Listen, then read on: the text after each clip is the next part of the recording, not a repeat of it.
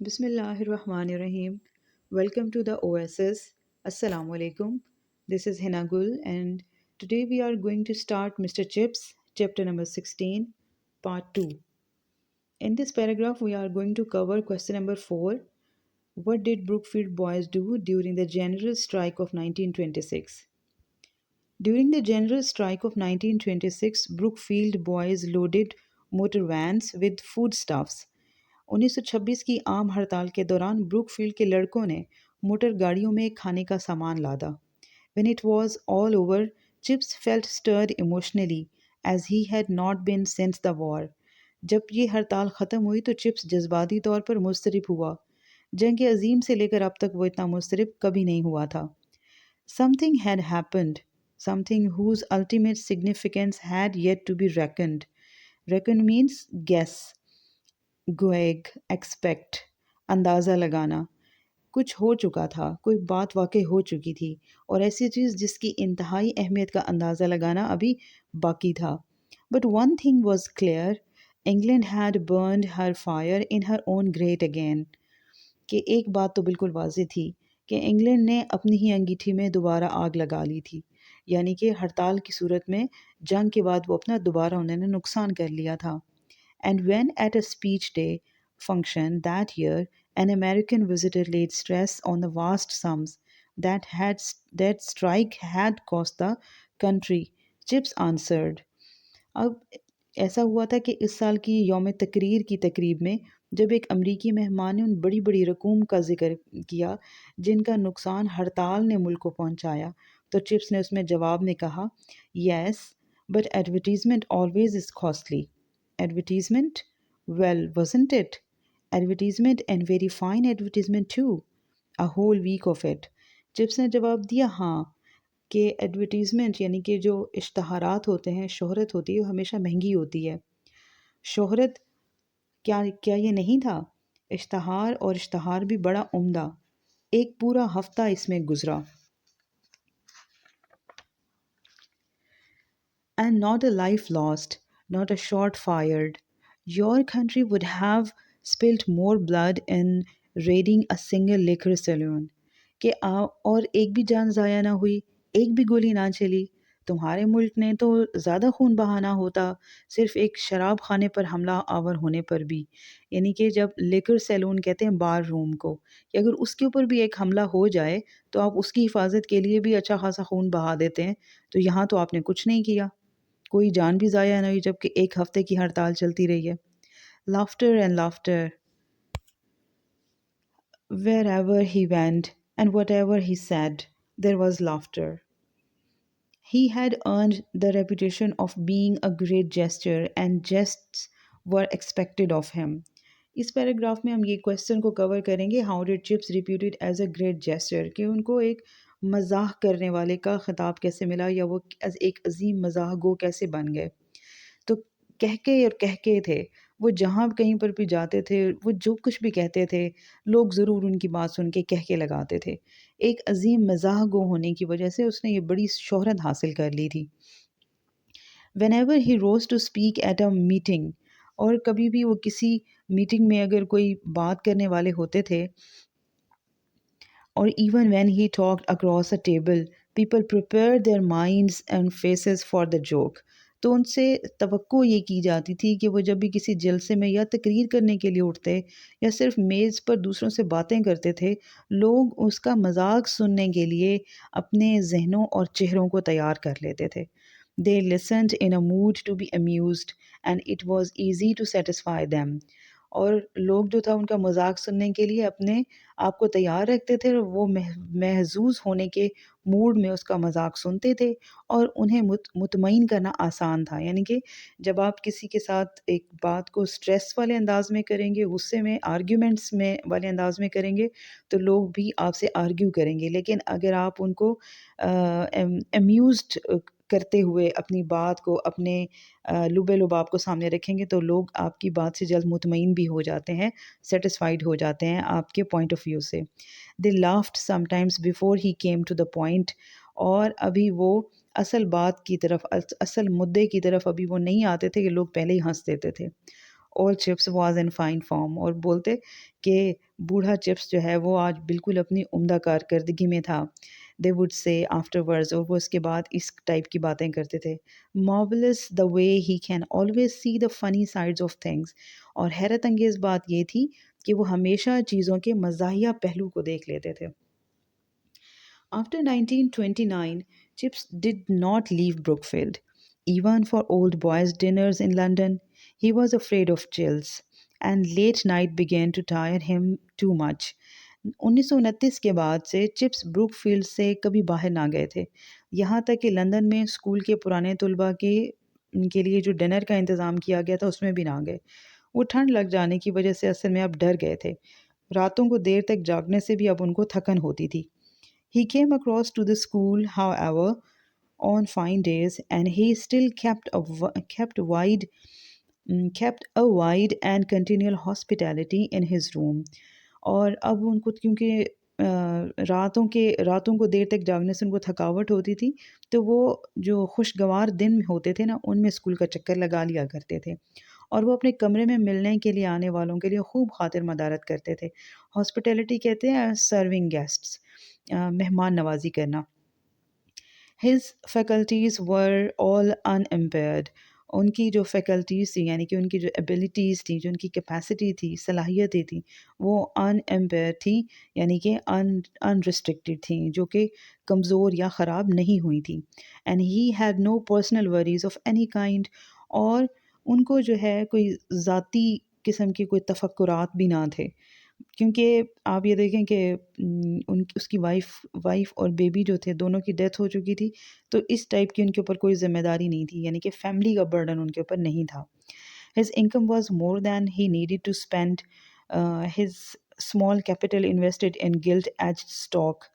Capital mean investment money, اور invested کا مطلب ہے سرمایہ کاری، یعنی کہ use money in some business. Gilt edge stocks کا مطلب ہے محفوظ اور نفع بخش. His did not suffer when the slump set in. Slump means fall, lack of business activity, and set in کا مطلب ہے start, commence. تو ان کی جو آمدنی تھی وہ ان کے خرچ کی ضروریات سے زیادہ تھی، تو جو ان کا جو سرمایہ تھا اس کو محفوظ کرنے کے لیے انہوں نے کچھ سرمایہ کاری میں لگایا ہوا تھا، تو جب معاشی طور پر بدحالی آئی بھی تھی تو اس سے ان کو کوئی نقصان نہیں پہنچا تھا. He gave a lot of money away to people who called on him with a hard luck story, to various school funds and also to Brookfield Mission. تو انہوں نے جو اپنا سرمایہ تھا اس کا بیشتر حصہ ان کے پاس آ کر اپنی جو لوگ دکھیاں کہانی سناتے تھے ان کو، اسکول کے مختلف فنڈز اور بروک فیلڈ کے مدرسے میں بھی کچھ نہ کچھ انہوں نے دے دیا تھا. تو ان 1930 ہی میڈ ہز ول. 1930 میں انہوں نے اپنی وصیت لکھی تھی. ول کہتے ہیں وصیت لکھنے کو. Expect for legacies to the mission and to Mrs. Wickett, he left all he had to found an open entrance scholarship to the school 1931-1932. تو ان کی جو جائیداد تھا اس کا کچھ حصہ انہوں نے بروک فیلڈ مدرسے اور مسز وکٹ کو چھوڑ کر باقی ساری جائیداد اسکول میں داخلے کے وقت مستحق طلباء کے وظیفے کے لیے وقف کر دی تھی.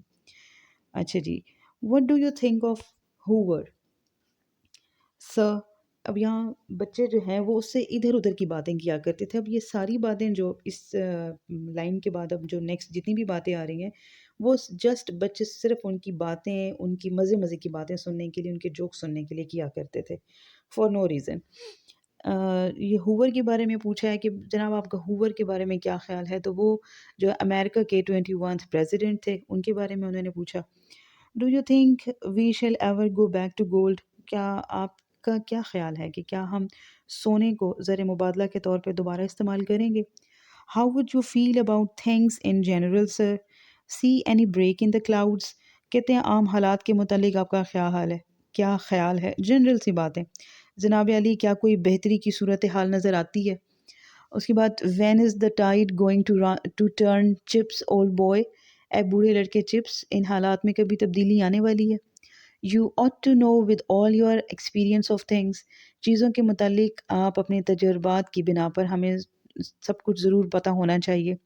They all asked him questions as if he were some kind of prophet and encyclopaedia combined. اور وہ سب اس سے سوالات پوچھتے تھے جس سے وہ کوئی غیب کی خبریں دینے والا اور معلومات کا ذخیرہ رکھنے والا انسان ہو. More even than that, for they liked their answer dished up as a joke. تو اس سے بڑھ کر وہ یہ سوالات کے جواب مذاق کی صورت میں دیے جانے کو زیادہ پسند کرتے تھے. یعنی کہ جو کچھ وہ پوچھتے تھے نا, ان کو اس چیز کی زیادہ خواہش ہوتی تھی کہ جو آنسر آئے گا وہ بڑا مزاحیہ انداز میں ہوگا. اس وجہ سے بھی وہ سوال کیا کرتے تھے. He would say, well, Henderson, when I was a much younger man, there used to be someone who promised people 9 pence for 4 pence. کہتے ہیں اچھا ہینڈرسن, جب میں بہت کم عمر تھا ایک ایسا شخص ہوا کرتا تھا جو لوگوں سے 4 پینس کے بدلے 9 پینس دینے کا وعدہ کیا کرتا تھا. I don't know that anybody ever got it. اور کہتے ہیں کہ مجھے یاد نہیں کہ کسی شخص کو ملے بھی ہوں گے. But our president rulers seem to have solved the problem of how to give 4 pence for 9 pence. اور laughter. معلوم ہوتا ہے کہ ہمارے موجودہ حکمرانوں نے 9 پینس کے بدلے 4 پینس دے کر اس مسئلے کو حل کر دیا. اور یہ باتیں سن کے بچے ہنسنا شروع ہو جاتے تھے. Sometimes when he was strolling about the school, strolling کہتے ہیں گھومنا پھرنا, تو بعضوں کا جب وہ اسکول کے ارد گرد چہل قدمی کر رہا ہوتا تھا. اسٹرول کرنا یعنی کہ چہل قدمی کرنا, جسٹ واک جو ہوتی ہے. Small boys of the cheeker kind would ask him question merely to the fun of getting chips latest to retail. اب چپس لیٹسٹ کا ہم لوگوں نے پچھلے چیپٹر میں بھی پڑھا ہے کہ چپس کا نیا مذاق جو بھی بات ہوتی, تو شوخ لڑکے جو ہوتے تھے جب مسٹر چپس باہر چہل قدمی کر رہے ہوتے تھے تو شوخ لڑکے وہاں پر پہنچ جاتے تھے چپس کی تازہ ترین مزاحیہ بات سننے کے لیے اور اسے آگے پہنچانے کے لیے. ریٹیل کا مطلب ہوتا ہے آگے پھیلا دینا, ڈسپیوٹ, ڈیسیمینیٹ. تو please sir, what about the 5 year plan. جی مہربانی فرما کر سر بتائیے کہ آئندہ 5 سالہ منصوبہ کیا ہے. Sir, do you think Germany wants to fight another war. Sir آپ کا کیا خیال ہے کہ جرمنی دوسری جنگ لڑنا چاہتا ہے. Have you been to the new cinema sir. Sir کیا آپ کبھی نئے سنیما گئے ہیں. I went with my people the other day. Quite a grand affair. Grand affair کا مطلب ہے گرینڈ تھنگ, یعنی کہ ایک شاندار چیز تھی. For a small place like Brookfield they have got Wurlitzer. تو کہتے ہیں کہ بروک فیلڈ جیسی کوئی چھوٹی سی جگہ کے لیے یہ ایک بڑی شاندار چیز تھی. ان کے پاس ورلٹزر جو تھا وہ بھی موجود تھا. یہ ایک بڑا آلہ موسیقی تھا جو کہ 1930 میں سینما گھروں میں ہوا کرتا تھا. تو یہاں پر اس کا ذکر کیا گیا ہے. اب مسٹر چپس آگے سے پوچھتے ہیں اینڈ وٹ آن ارتھ از اے ورلٹزر, کہ یہ ورلٹزر کیا بلا ہوتی ہے. تو بچہ جواب دیتا ہے کہ it's an organ sir, a cinema organ. Sir یہ ایک ورلٹزر جو ہے نا یہ ایک سینما کا ساز ہے جو کہ سینما کے اندر موجود ہوتا ہے. تو پھر مسٹر چپس کہتے ہیں ڈیئر می, کہتے ہیں میرے عزیز, کہ I have seen the name on the hoardings. Hoardings کہتے ہیں بل بورڈس کو, جو ایڈورٹیزمنٹ بورڈز ہوتے ہیں جن کے اوپر اشتہارات لگائے جاتے ہیں. تو کہتے ہیں میرے عزیز میں نے بل بورڈز پر اس کا نام لکھا ہوا دیکھا ہے, but I always imagined it must be some kind of sausage. Sausage کہتے ہیں اے مکسچر آف فائنلی انوپڈ میٹ, یعنی کہ فیٹ, اس کو کیما والے مسالے بھری آنت جس کو کہا جاتا ہے. تو وہ کہتے ہیں کہ میں اس کو دیکھتا تھا لیکن میں تو اس کو ہمیشہ سوسج ہی سمجھتا تھا. لافٹر, اور پھر سب ہنستے ہیں. Oh there is a new Chips joke, you fellows a perfectly lovely one. کیا, اور پھر یہ کہتے ہیں چپس کا ایک نیا مذاق آ گیا. اے ساتھیو, مکمل طور پہ خوبصورت مذاق. اور کہتا ہے کہ I was gassing to the old boy.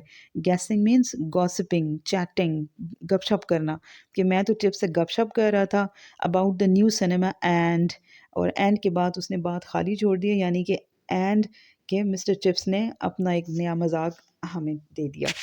تو آئی ہوپ کہ آپ کو پارٹ 2 بھی اس کا کلیئر ہو گیا ہے, اور ڈسکرپشن باکس میں ان کے important questions and word synonyms بھی میں پٹ کر دوں گی. اگر آپ لوگوں کو کوئی کویسچن ہو تو آپ کمنٹ کر کے پوچھ سکتے ہیں. Thank you so much.